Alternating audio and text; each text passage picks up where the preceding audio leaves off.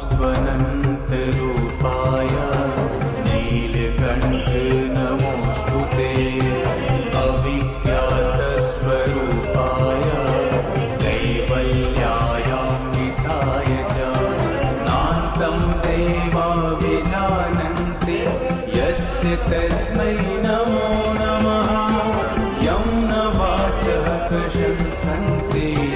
नमस्तस्मै चिदात्मने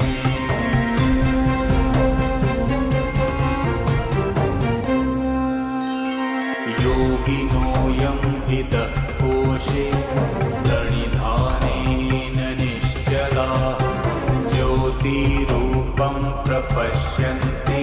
तस्मै श्रीब्रह्म